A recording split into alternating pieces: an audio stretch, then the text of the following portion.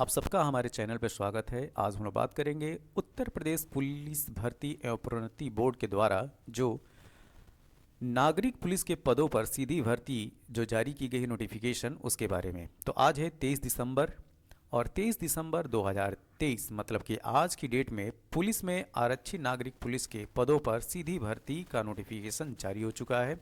तो इसमें क्या मुख्य बातें हैं उसकी हम चर्चा करेंगे। तो पहले जो ये स्टार्ट की गई है इसमें बात यहाँ से की गई है कि उत्तर प्रदेश पुलिस में पुरुषों एवं महिलाओं के लिए आरक्षित नागरिक पुलिस के पदों पर पे बैंड 5200 से लेकर 20,200 और ग्रेड पे जो होगा वो 2,000 रुपये। नए वेतनमान में वेतन मैट्रिक्स रुपये 21,700 के अंतर्गत निम्नलिखित रिक्त पदों को भरने के लिए ऑनलाइन आवेदन पत्र आमंत्रित किए गए हैं। ठीक है, तो अब इसमें जो है पदों की संख्या की बात की जाएगी और किस श्रेणी में कितने पद हैं हम उसकी बात करेंगे। तो जो अनरिजर्व मतलब कि अनारक्षित पद है वो कितने हैं? 24,102 पोस्ट है।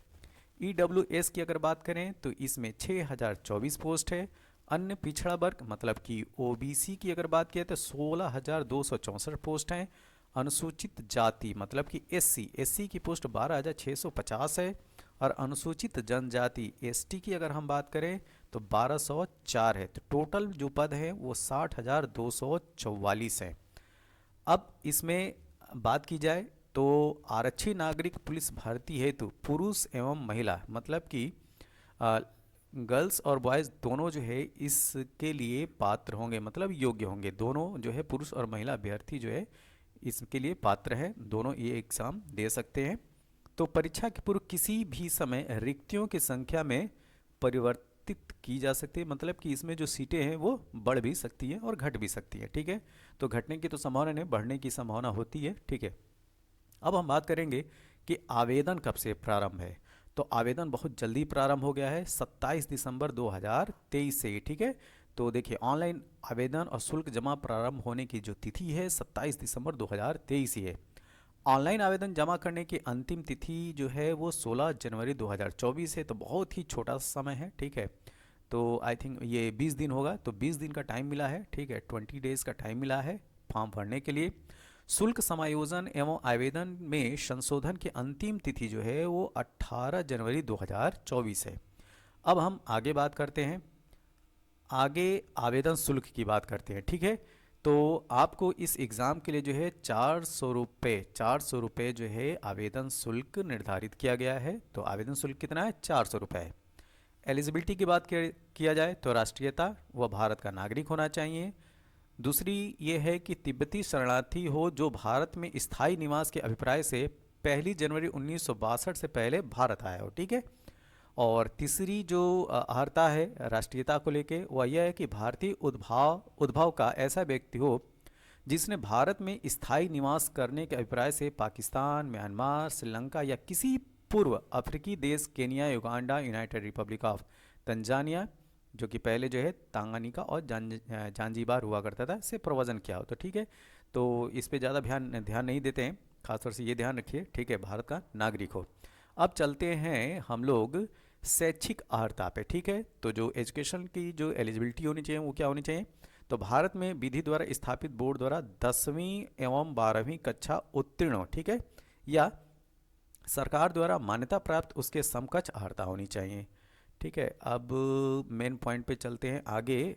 कुछ अगर आपके पास कुछ एडिशनल क्वालिफिकेशन है, ठीक, तो उसको प्रेफरेंस दिया जाएगा।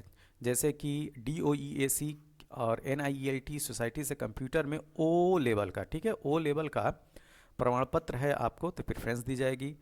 दूसरा ये कि प्रादेशिक सेना में न्यूनतम 2 वर्ष की अवधि तक की सेवा की हो। और तीसरा राष्ट्रीय कैडेट कोर का B प्रमाण पत्र प्राप्त किया हो। ठीक है, अब उम्र की बात करते हैं। ठीक है, तो पुरुष अभ्यर्थी दिनांक 1/7/2023 को 18 वर्ष की आयु प्राप्त कर ली हो और 22 वर्ष की आयु प्राप्त न की हो, मतलब कि 18 से लेके 22 वर्ष की ही आयु होनी चाहिए। ठीक है, 2 जुलाई 2001 से पहले और 1 जुलाई 2005 के बाद का नहीं होना चाहिए। महिला अभ्यर्थी की बात कर लेते हैं, तो 1 जुलाई मतलब कि 1/7/2023 को 18 वर्ष की आयु प्राप्त कर ली हो और 25 वर्ष की आयु प्राप्त न की हो।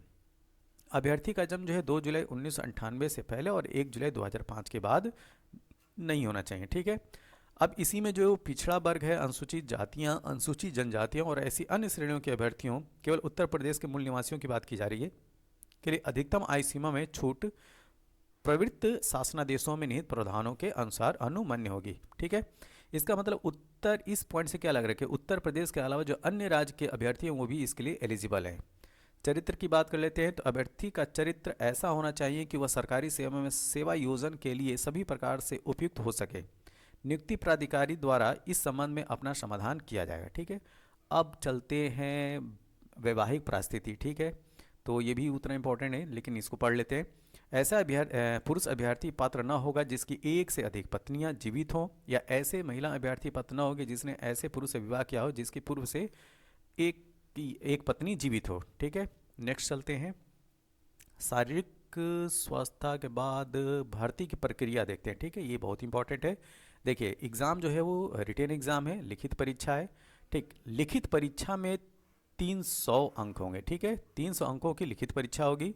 टाइम केवल 2 घंटा है और इस लिखित परीक्षा में 4 विषय होंगे। सामान्य ज्ञान मतलब जनरल नॉलेज पहला, दूसरा है सामान्य हिंदी, जनरल हिंदी होगी, तीसरा है संख्यात्मक एवं मानसिक योग्यता मतलब कि मैथमेटिक्स समझ लिए, मैथ समझ लिए, तीसरा है, और चौथा है मानसिक अभिरुचि, बुद्धिलब्धि एवं तार्किक क्षमता, तो मेंटल एबिलिटी, या ये समझिए रीजनिंग से क्वेश्चन रहेंगे, ठीक है। तो ये 4 सेक्शन होंगे और अभ्यर्थियों को लिखित परीक्षा में गलत उत्तर देने के लिए ऋणात्मक अंक प्रदान किया जाएगा। ये बहुत इंपॉर्टेंट पॉइंट है, ठीक है। इसमें निगेटिव मार्किंग होगी और लिखित परीक्षा में कुल 150 प्रश्न होंगे, तो 150 प्रश्न होंगे और 300 अंकों की यह परीक्षा होगी और प्रत्येक सही उत्तर के लिए 2 अंक निर्धारित है, ठीक है। तो कितने अंक मिलेंगे? 2 अंक मिलेंगे।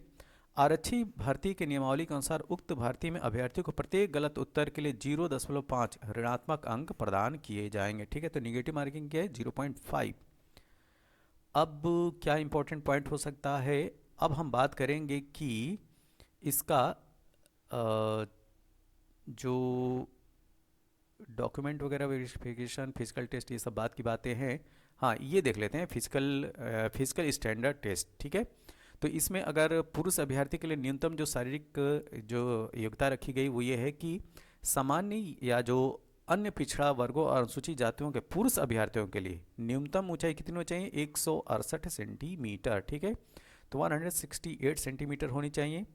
और अनुसूचित जनजाति के पुरुष अभ्यर्थियों के लिए न्यूनतम ऊंचाई 160 सेंटीमीटर होनी चाहिए, ठीक है। सीना की अगर बात करें तो सामान्य या अन्य पिछड़ा वर्गों अनुसूचित जातियों के अभ्यर्थियों के लिए न्यूनतम सीने की माप 79 से 79 सेंटीमीटर बिना फुलाने पर और कम से कम 84 सेंटीमीटर फुलाने पर। अनुसूचित जनजातियों के अभ्यर्थियों के लिए 77 सेंटीमीटर बिना फुलाने पर और कम से कम 82 सेंटीमीटर फुलाने पर होना चाहिए। ओके, महिला अभ्यर्थियों की बात की जाए तो उनके लिए क्या स्टैंडर्ड है? तो उनकी हाइट तो सामान्य और अन्य पिछड़ा वर्गों और अनुसूचित जातियों की महिला अभ्यर्थियों के लिए न्यूनतम 152 सेंटीमीटर होना चाहिए, ठीक है। 152 सेंटीमीटर। अनुसूचित जनजातियों की महिला अभ्यर्थियों के लिए न्यूनतम 147 सेंटीमीटर होना चाहिए। वजन की बात करें तो महिला अभ्यर्थियों के लिए न्यूनतम 40 किलोग्राम का वजन होना चाहिए। अभिलेखों की संवीक्षा एवं शारीरिक मानक परीक्षण की विस्तृत प्रक्रिया का निर्धारण बोर्ड द्वारा किया जाएगा और इसे यथासंभव बोर्ड की वेबसाइट पर अभ्यर्थियों की सूचना प्रदर्शित किया जाएगा, ठीक है। अब नेक्स्ट चलते हैं। इस नोटिफिकेशन में आगे जो इम्पोर्टेंट है, जो आयु सीमा होगी वो जो उत्तर प्रदेश के मूल निवासी हैं उनके आरक्षण के अनुसार जो है वो उम्र में छूट मिलेगी। आगे चलते हैं हम लोग। ये सब आरक्षण के हैं। जो अनुसूचित जाति के कैंडिडेट होंगे, ध्यान दीजिएगा, जो एससी हैं उनके लिए अधिकतम आयु सीमा छूट जो है वो 5 वर्ष की है।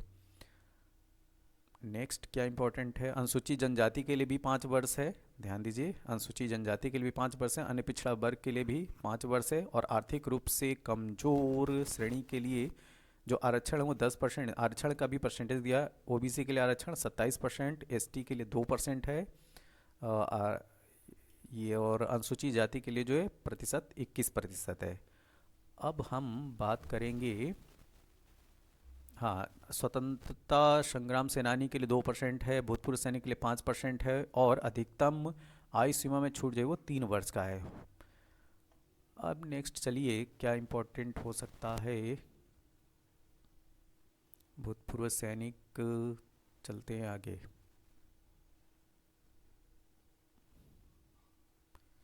इसमें ऑनलाइन की प्रक्रिया है, ठीक है। अब फॉर्म फॉर्म के बाद चलिए, तो कुल इम्पोर्टेंट अगर बात की जाए तो ये इम्पोर्टेंट थी, ठीक। अब पाठ्यक्रम में जैसा कि मैंने बताया कि 4 सेक्शन होंगे। एक जनरल नॉलेज का होगा, तो जनरल नॉलेज के ये सब टॉपिक रहेंगे, आपको ध्यान रखना है। और जनरल हिंदी के ये टॉपिक है, ठीक। इनको पढ़ने का जो है डिटेल में पढ़ना होगा। संख्यात्मक और मानसिक योग्यता, न्यूमेरिकल एंड मेंटल एबिलिटी तीसरा टॉपिक है, जिसमें न्यूमेरिकल एबिलिटी के ये सब सारे टॉपिक जो है वो दिए हुए हैं, ठीक। अब मेंटल एबिलिटी के ये सब सारे टॉपिक हैं। और मानसिक अभिरुचि, बुद्धिलब्धि और तार्किक क्षमता, मेंटल एप्टीट्यूड, आईक्यू और रीजनिंग एबिलिटी, तो मेंटल एप्टीट्यूड की बात ये सब है। आईक्यू, बुद्धिलब्धि ये है, रीजनिंग एबिलिटी ये है, ठीक। तो कुल मिला के ये जो है पूरा लेखा जोखा था किसका, तो 23 दिसंबर 2023, मतलब कि आज की डेट जो विज्ञप्ति जारी हुई है पुलिस में आरक्षी नागरिक पुलिस की भर्ती के लिए, वो तो इस चैनल के द्वारा आपको मिलेगा क्या, इस चैनल के द्वारा जो भी चारों सेक्शन हैं उन चारों सेक्शंस के आपको डिटेल में एमसीक्यू दिए जाएंगे, टेस्ट कराए जाएंगे, और स्पेशल लेक्चर जो है हर एक टॉपिक का आपको दिया जाएगा। और जो टाइम, जैसा कि एक नोटिफिकेशन और चल रही है कि आज न्यूज़पेपर में था कि इसकी एग्ज़ाम की डेट 11 फरवरी, अगर 11 फरवरी को ये एग्ज़ाम हो जाता है तो बहुत ही कम टाइम है, बहुत ही कम टाइम है आप लोग के लिए। तो जो ये जो चैलेंज है, मतलब कि अगर 11 फरवरी को होता है तो 40, मुश्किल से 40-45 दिन आपको मिलेंगे, और इतने टॉपिक को कवर करना बहुत ही चैलेंजिंग होगा। और सबसे बड़ी बात यह है कि अगर इतने टाइम मिलते हैं तो सबसे ज़्यादा आप लोग को जो है कुछ बेसिक कॉन्सेप्ट के साथ आपको मैक्सिमम जो है क्वेश्चंस की प्रैक्टिस करना होगा। ज़्यादा से ज़्यादा जो है टेस्ट के क्वेश्चंस लगाइए, तब जाके जो है इसमें एक सीट मिलना जो है पॉसिबल है, ठीक है। गुड लक, सही से आप लोग फॉर्म अप्लाई कीजिएगा 27 तारीख से। तब तक के लिए थैंक यू, धन्यवाद।